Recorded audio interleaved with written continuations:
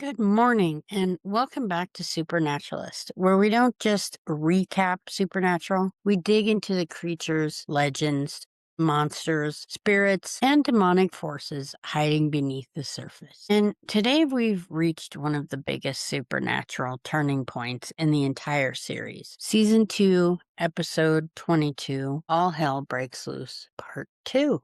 This isn't just a season finale. It's a supernatural explosion. We've got a dead Winchester, a crossroads demon, Zazel at the height of his power, psychic children pushed to the edge, a massive iron devil's trap built into the land, a hellgate hidden in a cemetery, escaped demons, the spirit of John Winchester clawing his way out of hell, for one final act of fatherly defiance. And this episode changes the mythology of supernatural forever. Before this, Sam and Dean were hunting monsters one case at a time. After this, they're fighting a war. So let's open the Devil's Gate and talk about the supernatural creatures and forces that make this finale so unforgettable. Sam's death and the supernatural horror of resurrection. The episode opens with Sam Winchester laid out on a bed. He's dead. Dean sits beside him, broken in a way that we've rarely seen before. Bobby walks in and tries to get Dean to eat and suggests it's time to bury Sam. And Dean refuses. And from a supernatural perspective, this moment matters because death in supernatural isn't always final, but bringing someone back almost always comes with a price. That's one of the darkest rules in the universe. Resurrection doesn't come clean. It doesn't come free. And it doesn't come without something waiting on the other side to collect. Dean's grief becomes the perfect opening for one of the show's most dangerous supernatural creatures, the Crossroad Demon. The Crossroad Demon is one of the most chilling supernatural beings in this episode because she doesn't need to attack Dean. She just needs to wait for him to want something badly enough. And Crossroad Demons are deal makers. They're tempters, they're predators who feed on desperation. And in folklore, crossroads has always been eerie places, spaces between roads, choices, worlds, and fates. In supernatural, they're places where humans can bargain with hell. And Dean's bargain is one of the most devastating in the series. He doesn't ask for fame. He doesn't ask for money. He doesn't ask for power. He asks for Sam. And that's when the demon knows she's got him. She offers him 1 year to live in exchange for Sam's resurrection. She also adds a pretty cruel little clause. If Dean tries to get out of the deal, Sam dies again. That's kind of what makes this creature so terrifying. She doesn't just take Dean's soul. She turns his love for Sam into a lock on his own damnation. So Dean kisses her, like with all demon deals, seals the deal, and Sam wakes up. But now, Dean's soul belongs to hell. And while Dean's making his deal, Jake is still alive after Cold Oak. And that's exactly what Azazel wanted. The yellow-eyed demon has been the supernatural mastermind behind so much of Sam and Dean's pain. He killed Mary. He infected Sam and other children with demon blood. He created the psychic children. He manipulated families, hunters, and entire lives for one purpose. He wasn't just creating powerful humans. He was creating a key. Now, Azazel, he's one of the scariest demons in Supernatural because he's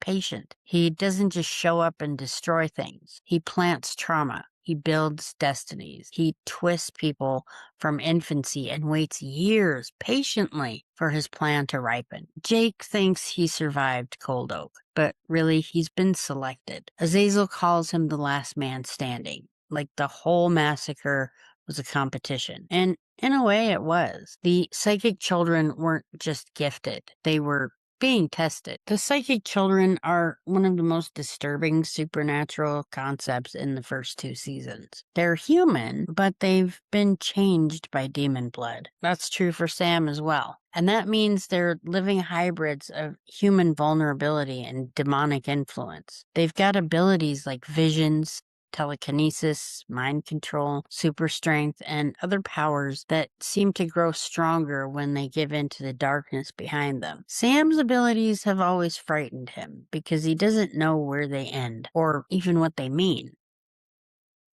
And Jake shows us a more dangerous path. By the cemetery scene, Jake's powers have evolved into something truly terrifying. He can influence Ellen's mind and make her turn her own gun on herself. His eyes briefly flash yellow, which suggests Azazel's corruption has sunk in very deep within him. That flash is important too. It tells us Jake is still human, but something demonic is bleeding through.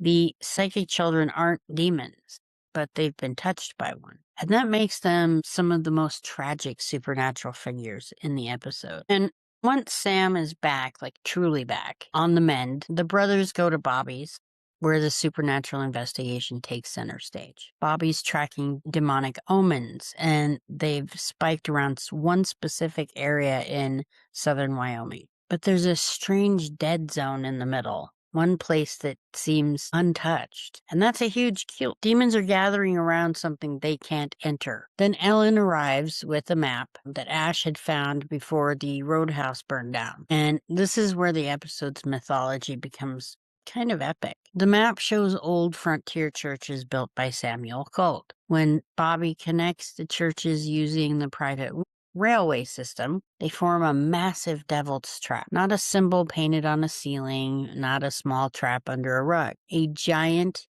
iron devil's trap built into the land itself. That's one of the coolest pieces of hunter lore in the entire season. Devil's traps are usually used to hold demons in place inside. They're protective symbols, and hunters rely on them to stop a demon from escaping a room, a building, or a body long enough to interrogate and exorcise it. But Samuel Colt's trap is different. It's enormous. It's built from churches, railway lines, and iron. Iron has a long history in folklore as protection against supernatural beings. In Supernatural, iron's especially powerful against ghosts, spirits, and certain dark forces. And here, iron becomes architecture. Colt didn't just create a weapon.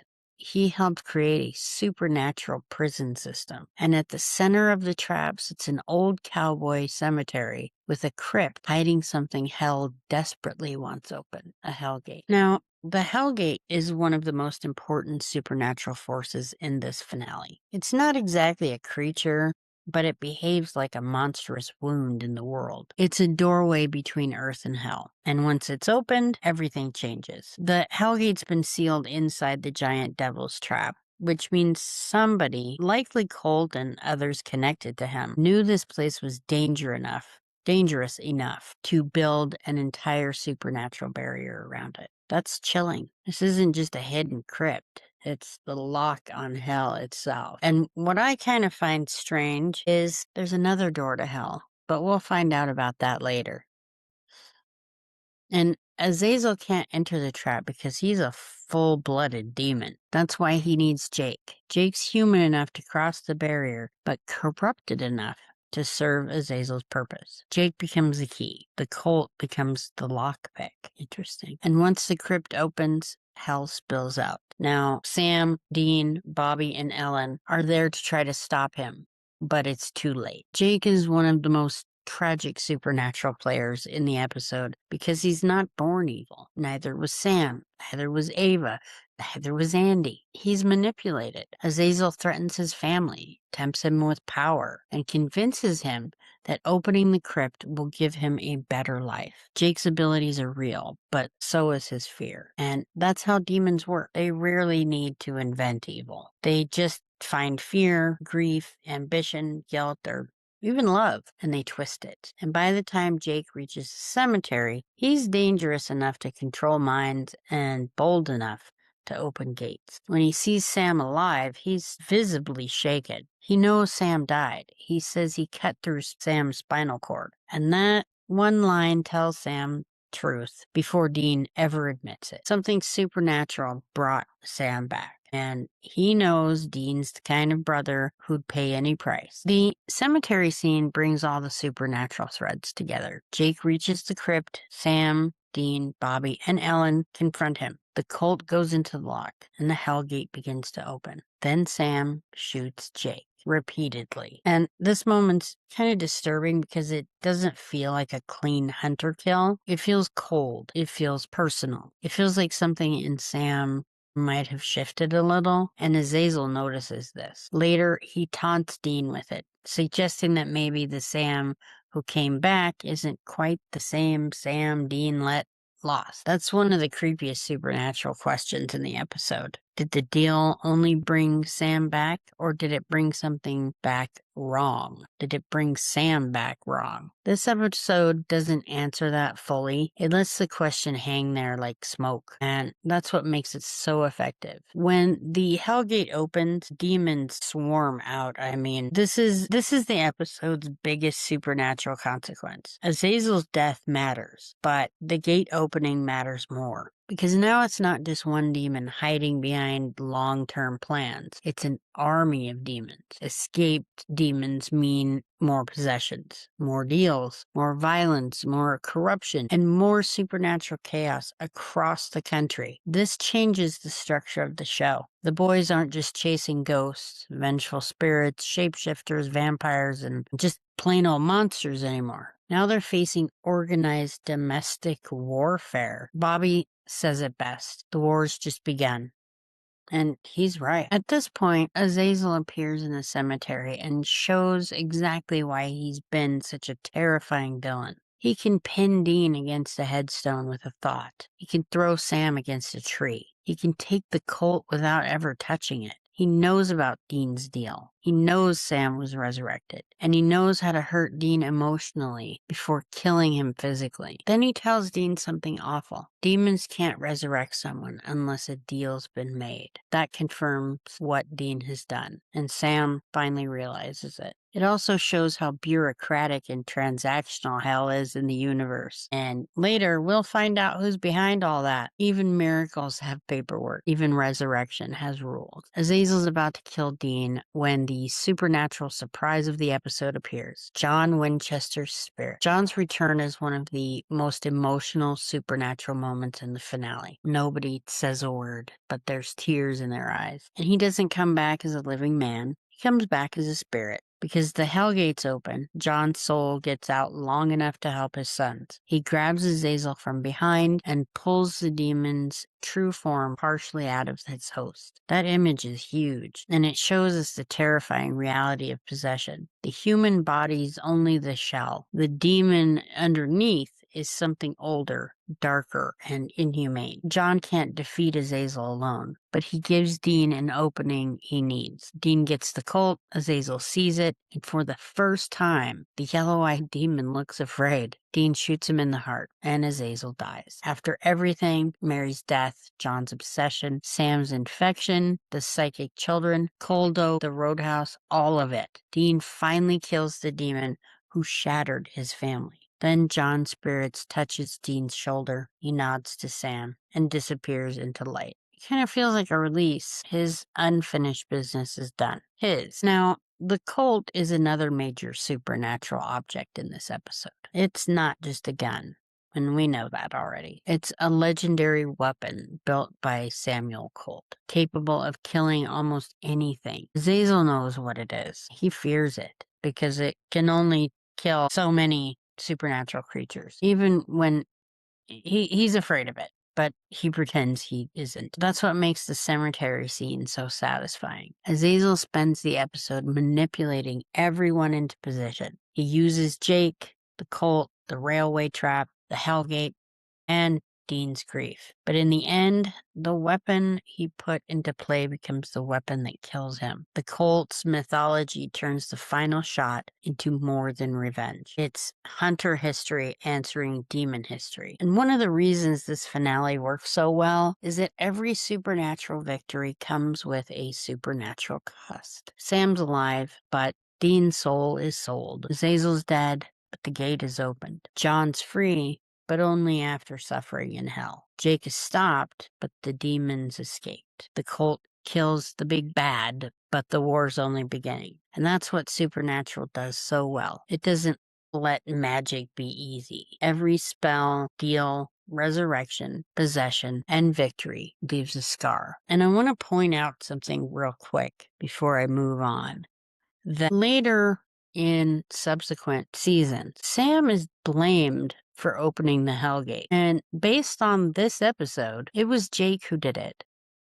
And Sam tried to stop him. And it's really frustrating to me because these characters blame him for opening this Hellgate when actually he never did. And I don't know what the writers and producers were thinking about when they decided that this should be part of it, but we huge fans know that it was not Sam's fault. Just saying. So for the final scene of this episode, they're standing by the Impala and Sam confronts Dean. He knows he died. He knows Dean made a deal, and Dean's silence confirms it. Sam's devastated because Dean sees saving him as a job, but Sam reminds him that protecting Dean is his job too. That's the Winchester tragedy in one sentence. They love each other so much, they'll destroy themselves to save each other. And that is mentioned several times in coming seasons. At this point, Bobby and Ellen arrive with a bigger problem. A lot of demons escaped. An army. The gate's closed, but the damage is done. Dean tosses the Colt into the Impala and says, "We've got work to do." And just like the pilot, the brothers drive forward into the dark. But this time, they're not just hunting monsters. They're heading into war. Now for a supernatural creature breakdown. Azazel, the yellow-eyed demon's the mastermind behind the psychic children. Mary Winchester's death, Sam's destiny, and the opening of the Hellgate. He's not just a monster, he's a strategist. He's an evil one at that. The Crossroads Demon. She's a soul broker who uses Dean's grief to steal one of the most heartbreaking deals of the series. She doesn't force Dean to choose hell. She makes hell look like love. Jake Talley. Jake's a psychic child corrupted by fear, power, and Azazel's manipulation. He's human enough to enter the devil's trap, but changed enough to become Azazel's key. The psychic children. They're human touched by demon blood. Their powers make them dangerous, but their tragedy comes from the fact that none of them asked to be part of Azazel's plan. The Hellgate. It's a supernatural doorway between Earth and Hell. Once it opens, demons escape into the world, and the series shifts from monster hunting to demonic warfare. The escaped demons, they're the episode's biggest consequence. Azazel dies, but his army gets out, and that means possession, deals, violence, corruption, and probably a war. Definitely a war. John Winchester's spirit. Well, John's soul escapes hell long enough to help his sons defeat Azazel. His final moment feels like peace after years of obsession, grief, and revenge. And maybe he reunites with Mary? The Colt is a legendary supernatural weapon made by Samuel Colt. It's one of the few things capable of killing Azazel, and it becomes a tool of Winchester revenge. And finally, the giant devil's trap, built into Wyoming through churches, railways, and iron. This trap shows how deep hunter lore goes. Samuel Colt wasn't just making weapons. He was building defenses against hell itself. Now for fun facts and behind the scenes info. Let's close things out with some of the fun facts and behind the scenes details from All Hell Breaks Loose Part 2. First, this episode originally aired on May 17th, 2007. And served as season 2's finale. It wrapped up the yellow-eyed demon storyline that had been driving the show since the pilot. Tim Manners directed this episode. May he rest in peace. He was one of the most important directors in Supernatural's early years, and his style helped shape the show's gritty, emotional horror movie feel. Eric Kripke helped craft the story, and this finale carried a lot of the mythology he'd been building since season 1. The psychic children, Azazel, the Colt, John's sacrifice, and Mary Winchester's death all connect here. The cemetery showdown was a major production challenge. The team originally wanted the finale's climax to feel huge, cinematic, and apocalyptic, but television schedules and budget limits meant they had to get creative with sets, effects, lighting, and even editing. The cemetery set had a famously unpleasant behind-the-scenes detail. Cast members have talked about how bad the set smelled because of the mulch used on the ground. It looked atmospheric on camera, but apparently it wasn't fun to stand around it. And Jeffrey Dean Morgan's return as John Winchester was a major emotional moment for fans. John doesn't get a long goodbye,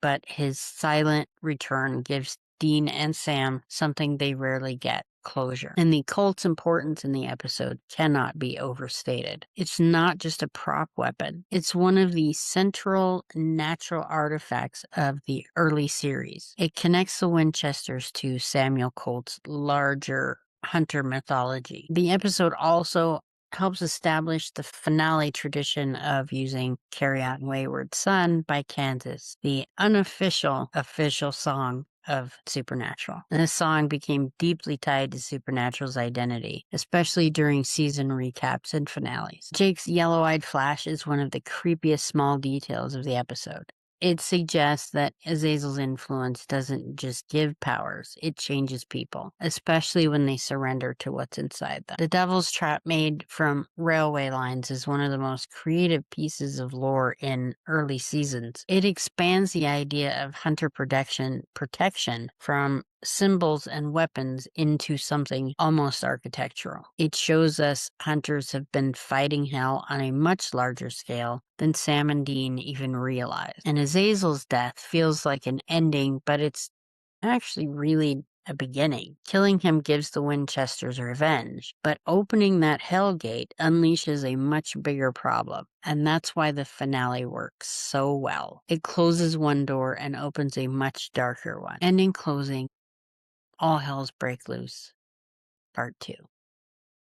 Finale packed with crossroad demons, psychic powers, devil's traps, hellgates, escape demons, ghostly intervention, and one of the most important demon deaths in supernatural history. Azazel's gone, John's spirit is free, Sam's alive, Dean's soul is marked, and Hell's army has stepped into the world. The episode doesn't just end season 2. It blows the doors off the supernatural universe. The Winchesters started as hunters chasing things that went bump in the night. Now they're standing at the edge of a war with hell itself. So keep your salt close, check your devil's traps, and never trust a kiss at a crossroads. Thank you for listening to this week's episode of Supernatural. Until next time, stay spooky, stay curious, and remember, the supernatural's never as far away as we think. Thank you again for listening. If you enjoyed this episode, please remember to like and subscribe if you haven't already, and share it with another Supernatural fan. Thank you and have a great weekend.